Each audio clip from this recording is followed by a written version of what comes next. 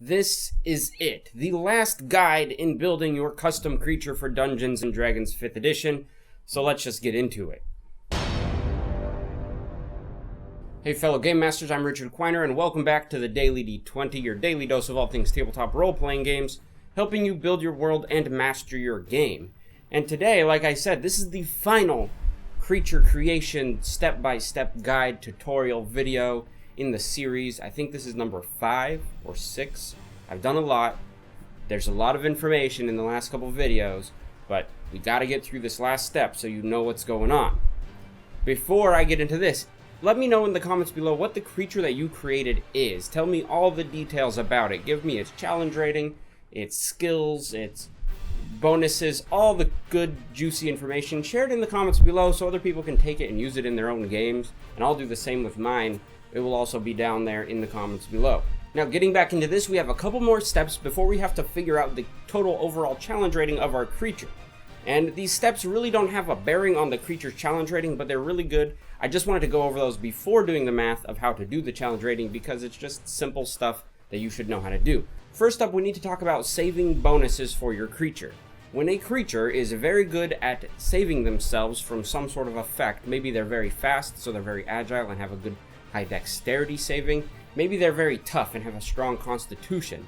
Those kind of things means they can have a saving bonus that they can apply when they need to roll to save versus certain spell effects. To determine what your creature saving bonuses will be, it's a pretty simple method. First up, all you do is you pick the ability score that applies to the saving throw that you want your creature to be good at, whether that's strength, dexterity, constitution, intelligence, charisma, wisdom, any of those. You pick that. You take the ability score modifier for your creature, and then you add your creature's proficiency bonus to it.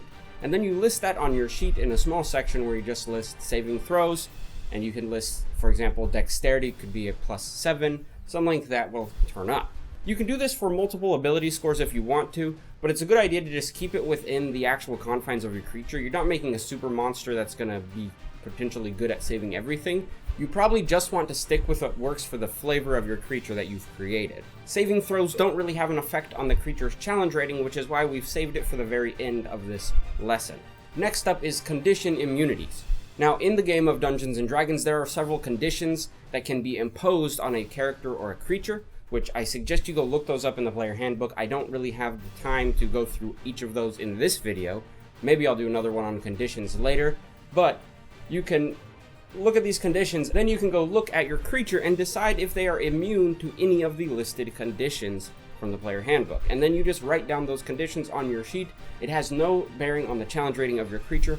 All it does is means sometimes when your players can inflict the creature with a certain condition, for example, paralysis, that is a condition. If your creature is immune to that condition, then it takes no effect and they continue the combat as usual. Next up, you need to pick the senses of your creature if it has any special senses. Now, the special senses listed in the player handbooks are things like blind sense, true sight, tremor sense, dark vision. Those sort of things are special kind of visions that the creature can have, the way they perceive the world around them, and that might affect how they're played against your characters, but again, they don't really affect the challenge rating of the creature. So what are these 4 senses, you might be asking? Well, blind sense is pretty simple. It's a creature that doesn't really need to see. Usually it's really good for creatures who don't really have eyes, like gelatinous cubes or something like that. They can see, but they don't need to actually see. Dark vision is a sense that a lot of player characters have because of their race. For example, most elves have what's called dark vision 60 feet, which means in dim light, they can see 60 feet as if it's daylight. And then beyond that, it's dim light, even though the actual light after 60 feet of dim light turns into dark light, or darkness. Basically it means they have really good night vision. Tremor sense is a sense in which the creatures can see being the, kind of a loose term for it. They can see the source of a vibration through the ground, and this can pass through from one room to another. It really depends on the vibrations of the ground. You could kind of say this is like a daredevil sense, but that's sonar. Maybe this is more like tremors from that one movie Tremor, or the whole series of movie Tremors. Those things sense the vibrations in the ground and then they can attack their target. It's similar in this case in Dungeons & Dragons. That's tremor sense. True sight is one of those things where the creature can see in darkness, whether it's magical or regular darkness. It can also see creatures that are invisible. It can see through illusions or shapeshifter shapes. It can see the true form of a shapeshifter. And sometimes it can see into the ethereal plane as well. It's a lot of stuff going on in true sight, but it's something interesting you might want to think about if you have a particularly powerful creature that you're creating. They might have true sight. Again, these senses do not have a bearing on the challenge rating. And the last thing we need to think about before figuring out the challenge rating of our creature is languages. What languages do your creature speak? Know that not all creatures need to speak Common, which is the kind of standard language in Dungeons and Dragons, but if you look in the player handbook, you will find a whole list of languages that your creature can speak, and you can probably come up with more if you want to make up more. Like if you make a creature that's kind of a mole man, maybe they speak mole man language, and that's the language that you create for your creature. These again have no bearing on the challenge rating, and it's just kind of used for your flavor and for your creature however you want it to be. So the last thing we need to figure out when making our creature is the final challenge rating. Now this uses a lot of the information we determined in past episodes of this video, so if you need to check those out, go ahead and find them and look at those videos. But to figure out the challenge rating, we do some math. We do two kinds of math, and then we figure out more averages with some more math. The one thing you need to note before you start doing these challenge ratings is when I mention something like hit points or armor class or damage per round, these sort of things, you need to be using the effective hit points or the effective statistics of your creature. I mentioned that before, some creatures have effective statistics, some creatures don't. The effective creature statistics are the stat that we use for the challenge rating, but it is not actually the stat of that creature. First off, we start with the defensive side of your creature. We have to figure out the defensive challenge rating of your creature. So you look at the creature statistics by challenge rating table that's in the Dungeon Master Guide. And first you look for the hit points of your creature, or effective hit points of your creature. You find that on the table, you look across to where the challenge rating is, and you note down that number. Next, in that same row of challenge ratings, find the armor class, or the suggested armor class for the challenge rating that you've picked for your creature based on its effective hit points. Now compare that armor class listed, the suggested armor class, with the actual armor class that you have listed for your creature. Look at the difference between them. If the actual armor class of your creature is higher or lower than the suggested armor class for that challenge rating by 2 or more, you're going to move your challenge rating counter a little bit up or down. And for every 2 points of difference, you're going to move that challenge rating by 1. So for example, if your armor class for your creature is actually 17, and the suggested armor class for the challenge rating you've picked is 13. That's a pretty big difference. That's 4 points of difference. So for every 2 points of difference, in this case that's 4, we're going to move the challenge rating down or up by 1. So our actual challenge rating, we'll say that was a 3, for example. I'm not looking at the table right now, I'm just coming up with this. We'll say that was a 3. We need to move it 2 points higher, which will mean the challenge rating moves up to 5 for our defensive challenge rating. And that is the defensive challenge rating that we're going to note down. All right, if you're following me so far, cool. This confused me a little bit, but I got it figured out. For the offensive challenge rating, we're doing another challenge rating here.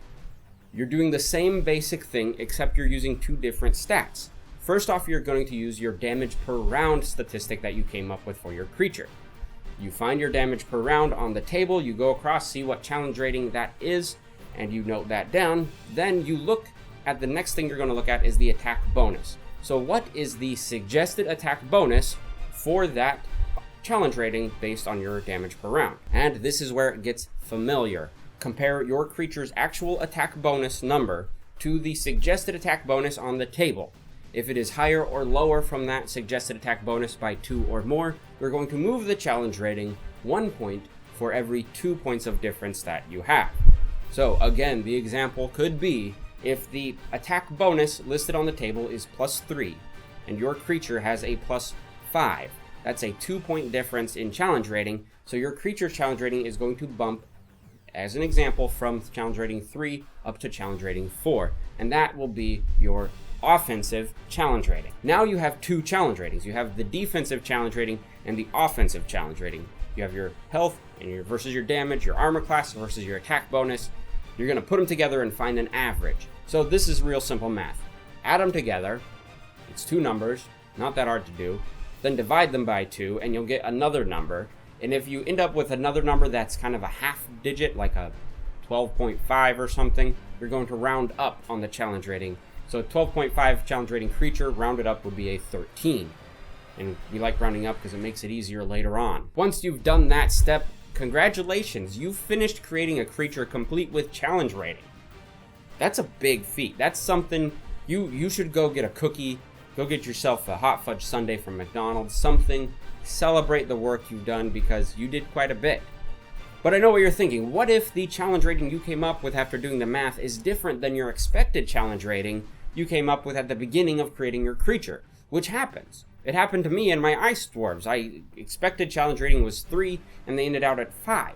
So what do you do to fix that? How do you get it down to your expected challenge rating? Well, we know as a fact that 4 different stats have the strongest bearing on our creature's challenge rating. Our health, armor class, our damage per round, and our attack bonus. If we just adjust one of those things for some reason, if we come up with a flavor reason to adjust something, or just adjust it because, health being the easiest one to adjust, just knock that down a bit, or you could even do damage per round, change how much damage the creature does, you will be able to kind of fine-tune your challenge rating to get the math to work out to your expected challenge rating. The other option you could do is just go back and make a new creature to match your old challenge rating that you want it for.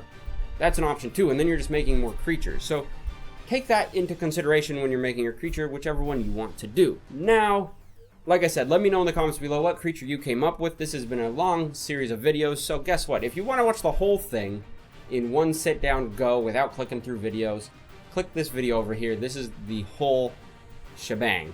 If you need to just start at the beginning and work your way slowly through them one video at a time, go ahead and click this video over here. I've been Richard, and thanks for watching.